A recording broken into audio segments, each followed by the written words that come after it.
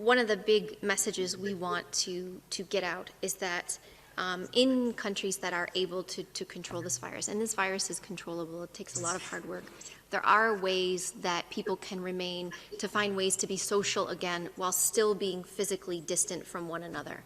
And this involves mass gatherings, and we have outlined guidance on how and when mass gatherings can take place and whether they should be postponed or canceled, or in other situations whether they can take place safely, all the way through sporting events, through individual barbecues that happen and birthday parties that happen at people's homes. And I think the way we've seen some creative use of bringing people together socially while keeping them physically distanced, whether these are barbecues that take place and you have, different situations in backyards where people are quite spaced. I've seen some very creative nightclub situations where individuals have to, you'll only have 1 or 2 people per car, and no one can leave their car, and there's a DJ playing and they have music playing. Again, we are social creatures. We miss our friends, we miss our families, and there's different ways that we can find to get that creative outlet. But we do need to take individual responsibility. Those that are hosting events like this have a responsibility to have them done safely, and in some situations they may need to be canceled, they may need to be postponed, and we do realize that that is difficult and that's a sacrifice that we have to make. But as individuals, there's decisions we need to make about, do I participate in this? You've heard us say before, if it doesn't feel safe, then it probably isn't. But you have a responsibility to try to minimize your exposure.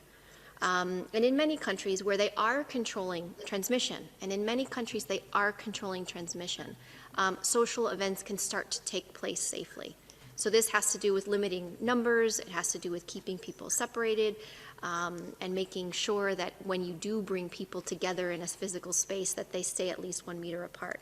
But one last thing just to mention young people here, because unfortunately we are seeing some clustering events, some amplification events that are taking place in nightclubs and in different types of entertainment industries. But there's ways that perhaps that could be done differently and things could be done outside. And so work with us, and that creativity and that ingenuity, and that is something that we need to think about how our new normal goes forward. Thank you, Dr. Van Kerkhove. We're coming up to the hour, so I think we've only got time for 1 or 2 more questions. The next question goes to Sarah Wheaton from Politico. Sarah, please unmute yourself and ask your question.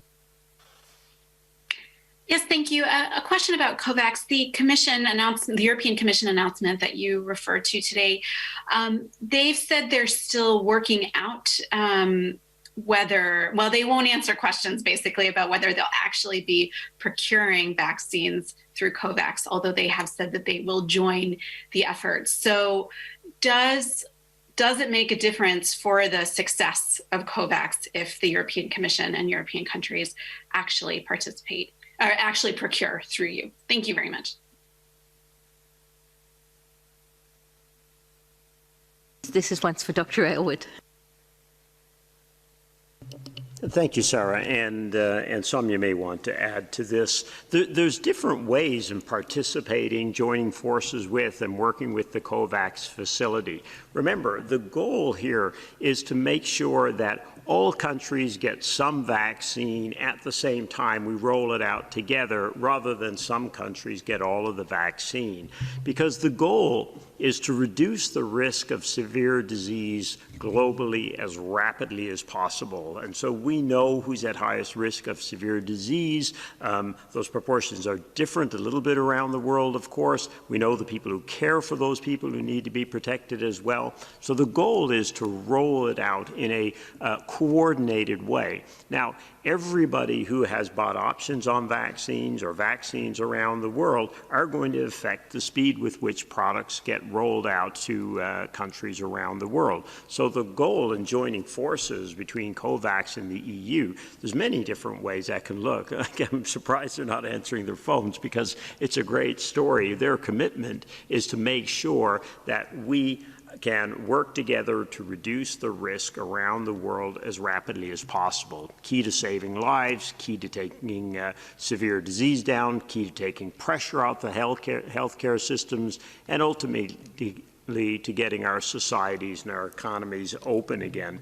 And indeed, every aspect of the COVAX facility is being worked out in real time. So not surprised at all that the EU wanted to make a very strong statement of a commitment to this joint solution, but also recognizing that there's going to be unanswered questions we're going to have to work out as we go forward.